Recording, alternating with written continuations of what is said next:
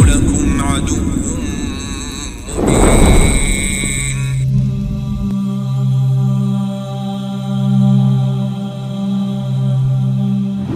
جب ہم غیب کے معاملات سے متعلق امور کی بات کرتے ہیں تو بہت ضروری ہے کہ ہم اپنے آپ کو کتاب اللہ یعنی قرآن اور رسول اللہ صلی اللہ تعالی علیہ وسلم کی احادیث اور سنت تک ہی محدود رکھیں، کیونکہ ہمارے پاس غیب کے معاملات میں آگے کیا ہونے والا ہے یہ جاننے کا کوئی اور دوسرا ذریعہ نہیں ہے۔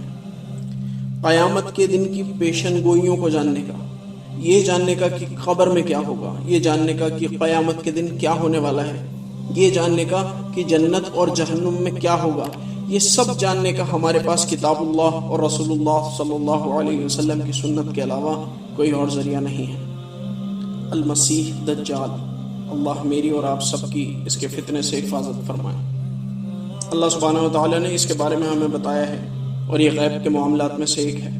اللہ سبحانہ و تعالیٰ نے اپنے پیغمبر صلی اللہ علیہ وسلم کے ذریعے ہمیں دجال کی حقیقت بتائی ہے کہ دجال کے ساتھ کیا ہوگا، کیونکہ یہ ایک غیب کے معاملوں میں سے ہے۔ اس لیے جب لوگ دجال کے بارے میں بات کرتے ہیں تو کئی لوگ اپنے پاس سے اس میں باتیں جوڑ دیتے ہیں تاکہ کہانی ذرا دلچسپ بنے، واقعہ ذرا اچھا لگے، مگر یہ ٹھیک نہیں ہے۔ دجال کی تشریح موجودہ حالات میں کی گئی ہے، جہاں ممالک اور نظام دجالی فتنے کے طور پر سامنے آ رہے ہیں، اور جب ہم احادیث مبارکہ جو دجال کے بارے میں ہیں انہیں سنتے یا پڑھتے ہیں تو یہ بات واضح ہو جاتی ہے کہ ہم یوٹیوب پر یا کچھ اور لوگوں کے بیانات جو دجال کے بارے میں سنتے ہیں ان میں اکثر میں کچھ حصہ غلط ہے۔ رسول اللہ صلی اللہ علیہ وسلم نے ہمیں دجال کے بارے میں، اس وقت کے بارے میں جس میں وہ آئے گا، اور یہاں تک کہ دجال کی موت تک کے بارے میں، اور اس دوران دنیا کن کن آزمائشوں کا سامنا کرے گی، ان سب کے بارے میں بہت وضاحت سے بتایا ہے۔ بالکل صاف شیشے کی طرح اللہ کے رسول صلی اللہ علیہ وسلم نے یہ معاملہ ہمارے سامنے رکھ دیا ہے۔ فرمایا، اے میری قوم، جب سے اللہ سبحانہ و تعالیٰ نے بنی آدم یعنی انسانوں کو پیدا کیا، اس روح زمین پر نہ کوئی فتنہ ایسا آیا ہے، نہ کوئی فتنہ ایسا آئے گا، نہ اس روح زمین پر کوئی آزمائش ایسی آئی ہے، نہ قیامت تک کوئی آزمائش ایسی آئے گی جو دجال کے فتنے کی آزمائش سے بڑی ہو۔ یہ بخاری اور مسلم دونوں کی حدیث متفق علیہ ہے۔ اس سے اوپر حدیث کا سند کے اعتبار سے کوئی درجہ نہیں ہے۔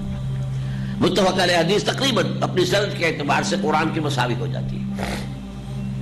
حضور نے فرمایا کہ قیامت قائم نہیں ہوگی جب تک کہ بہت سے ایسے جھوٹے منمہ ساز دجال پیدا نہ ہو جائیں 30 کے قریب، جن میں سے ہر ایک یہ سمجھے گا کہ وہ اللہ کا نبی ہے۔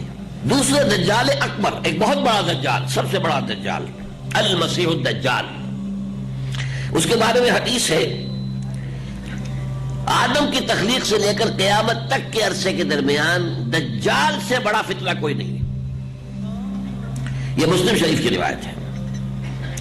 دوسری روایت ہے، حضرت نوح علیہ السلام کے بعد کوئی نبی نہیں گزرا جس نے کہ اپنی قوم کو دجال کے فتنے سے خبردار نہ کیا ہو۔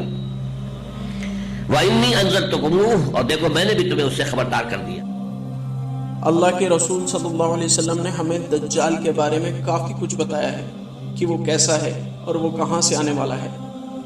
فرمایا، وہ خود کو نبی کہنے سے شروعات کرے گا کہ میں ایک نبی ہوں، مگر میرے بعد کوئی نبی نہیں، یعنی محمد صلی اللہ علیہ وسلم کے بعد کوئی نبی نہیں۔ ہمیں کچھ باتیں یاد رکھنے کی ضرورت ہے، اپنے دل میں پیوست رکھنے کی ضرورت ہے، کیونکہ جب وہ مردہ لوگوں کو اللہ کے حکم سے زندہ کرے گا، یہاں تک کہ وہ تمہارے مرے ہوئے ماں باپ کو زندہ تمہارے سامنے کھڑا کر دے گا، جو کہیں گے کہ یہی خدا ہے، تو اس وقت تمہیں یہ سب باتیں یاد ہونی چاہیے تاکہ تم اس کے چھلاوے سے بچ سکو۔ پہلی، ہمیشہ یاد رکھو کہ محمد صلی اللہ علیہ وسلم کے بعد کوئی نبی نہیں، کوئی بھی۔ دل میں یہ بات بیٹھ جائے۔ اس کے بعد وہ کہے گا کہ میں تمہارا خدا ہوں، مگر تم اپنے رب کو موت سے پہلے نہیں دیکھ سکتے، اس دنیا میں نہیں دیکھ سکتے۔ یہ دوسری بات ہے جو ہمیشہ یاد رکھنے کی ہے کہ تم اللہ کو اس دنیا میں نہیں دیکھ سکتے، ہم موت کے بعد ہی اللہ سبحانہ و تعالیٰ کو دیکھ سکتے ہیں۔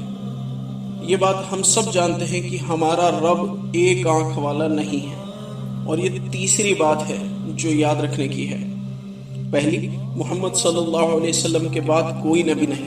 دوسری، ہم اللہ کو موت سے پہلے اپنی آنکھوں سے نہیں دیکھ سکتے۔ اور تیسری کہ اللہ ایک آنکھ والا نہیں ہے۔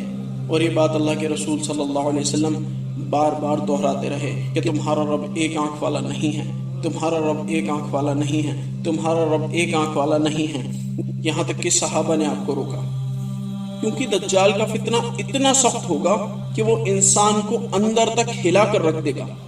اس لیے یہ باتیں ہمیں اپنے دل پر لکھ لینی ہیں کہ محمد صلی اللہ علیہ وسلم کے بعد کوئی نبی نہیں، اور تم اپنے رب کو مرنے سے پہلے نہیں دیکھ سکتے، اور تمہارا رب ایک آنکھ والا نہیں ہے۔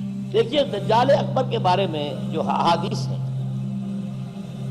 ایک بات تو یہ کہ وہ کانا ہوگا ایک آنکھ سے، اس کے ماتھے پر لکھا ہوا ہوگا کافارا، ہر مومن پڑھ لے گا چاہے پڑھا لکھا ہو یا نہ ہو، وہ خدائی کا دعویٰ کرے گا۔ اللہ کے رسول صلی اللہ علیہ وسلم نے ارشاد فرمایا، میری امت میں سے 30 ایسے دجال کھڑے ہوں گے جو نبوت کا دعویٰ کریں گے۔ تو ایک تو یہ آپ کو معلوم ہے کہ یہ دجال جو ہے خود حضور کے زمانے ہی میں شروع ہو گئے تھے۔ مسلمہ کذاب بہت بڑا اور بہت بڑا نقصان اس نے امت مسلمہ کو پہنچایا تھا، اور ان کے خلاف جہاد کرنا پڑا تھا حضرت ابوبکر صدیق رضی اللہ تعالیٰ عنہ۔ پھر ہمارے قریب کے دور میں بہاء اللہ ایران میں پیدا ہوا، غلام احمد قادیانی لعنت اللہ علیہما وہ بر اعظم میں پاکستان ہندوستان میں پیدا ہوا، بلکہ پاکستان میں پیدا ہوا، سرزمین تو پاکستان کی تھی۔ ایک خلیفہ رشاد حال ہی میں وہ مصری تھا، اس نے جا کے امریکہ میں دعویٰ کیا تھا نبوت کا، اور چھوٹے چھوٹے تو بہت سے کھڑے ہوئے ہیں جن کا کہ تذکرہ نہیں آتا، اس لیے کہ ان کی کوئی اہمیت نہیں ہے۔ یہ سب چھوٹے دجال ہو گئے یا ہوئے ہیں۔ دجال کے معنی لغت میں فریب کے آتے ہیں، یہ سب فریبی ہیں، مگر المسیح دجال یہ سب سے بڑا ہے، سب سے بڑا فریبی۔ اس کے فتنوں میں سے ایک یہ ہوگا کہ اس کے ساتھ جنت اور جہنم دونوں ہوں گی، ایک ہاتھ کی طرف جنت، ایک ہاتھ کی طرف دوزخ۔ تصور کرو کوئی تمہارے سامنے جنت اور دوزخ لے آئے جو تم زندہ ان آنکھوں سے دیکھ رہے ہو۔ جنت کے عیش و آرام وہ تمہاری آنکھوں کے سامنے رکھ دے، جہنم کے عذاب تمہاری آنکھوں کے سامنے رکھ دے، ٹھنڈے پانی کے جھرنے تمہارے سامنے بہ رہے ہوں، دہکتی آگ کی گرمی تم اپنے سامنے محسوس کر رہے ہو، روٹیوں کے پہاڑ سامنے ہوں، تو وہ کیسا سخت فتنہ ہوگا، کیسا ایمان درکار ہوگا اس فتنے سے بچنے کے لیے، اس فتنے سے ٹکر لینے کے لیے۔ اللہ کے رسول صلی اللہ علیہ وسلم نے ارشاد فرمایا، اس کی جنت جہنم ہوگی اور جہنم جنت۔ تو کیا وہ دجال ہے جو یہ سسٹم کو، یہ نظام کو چلا رہا ہے؟ نہیں، بلکہ دجال تو ایک انسان ہے، مگر یہ نظام اس کی آمد کے لیے کام کر رہا ہے، اور یہ نظام شیطان اور اس کے نمائندے چلا رہے ہیں۔ وہ یہ تمام فتنے پھیلا کر سب سے بڑے فتنے یعنی دجال کی آمد کے لیے زمین تیار کر رہا ہے۔ 6 دسمبر 2017 کو US پریزیڈنٹ ڈونلڈ ٹرمپ نے دنیا کو حیران کر دیا جب انہوں نے یروشلم کو اسرائیل کی کیپٹل ڈکلیئر کیا۔ یہ پہلے اور دوسرے یہودی ٹیمپل کی جگہ ہے، مگر سینکڑوں سالوں سے اس پر سنی مسلمانوں کا قبضہ ہے۔ مسجد اقصی اور سنہری گنبد اس جگہ پر قائم ہے، مگر کچھ یہودی لوگ وہاں تیسرا یہودی ٹیمپل بنانا چاہتے ہیں، یعنی تھرڈ ٹیمپل۔ یہ اصل میں ہوا ہے کہ جب نمرود، جس کا نام تھا بخت نصر، نیبوکیڈ نظر، اس نے 586 قبل مسیح میں، حضرت مسیح سے 586 قبل، اس نے حملہ کیا فلسطین پر۔ دیکھیے عراق اور فلسطین کی، اسرائیل کی اور عراق کی اس وقت بھی سب سے بڑی دشمنی ہے آپس میں، وہی دشمنی جو ہے 2500 سال پرانی بھی ہے۔ اس نے وہ نمرود بابل، نیبوکیڈ نظر جس کا نام تھا، اس نے حملہ کیا۔ 12 لاکھ کی آبادی تھی، 6 لاکھ کو قتل کیا اور 6 لاکھ کو بھیڑوں بکریوں کی طرح ہانکتا ہوا قیدی بنا کر لے گیا۔ 150 برس تک کیپٹیوٹی میں رہے ہیں یہ، اور یروشلم اجڑا رہا ہے۔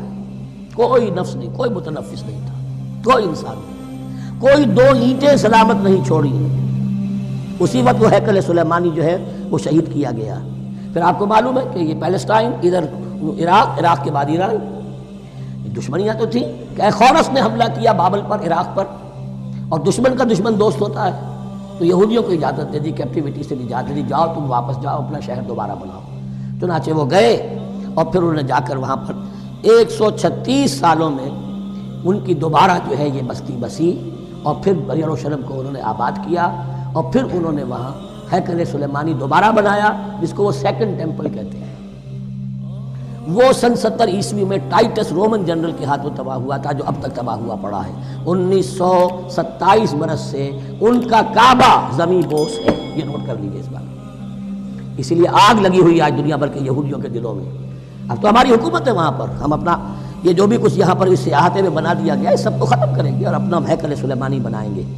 اس کے بلو پرنٹس بن چکے ہیں، نقشے بن چکے ہیں، ہر چیز تیار ہے۔ بس کسی دن کوئی ایک دھماکہ ہوگا، کوئی بم جو ہے کہیں پر پلانٹ کیا جائے گا، جائے گا اور وہ اس کو گرا دے گا۔ پھر کہیں گے جب یہ گر ہی گیا ہے، جیسے مسجد ایودھیا کا معاملہ ہے، اب گر گئی ہے تو بھائی ہمیں رام مندر بنانے دو، کاہے کو تم اب یہ مسجد کاہے کو بنا دو، وہ ہوگا۔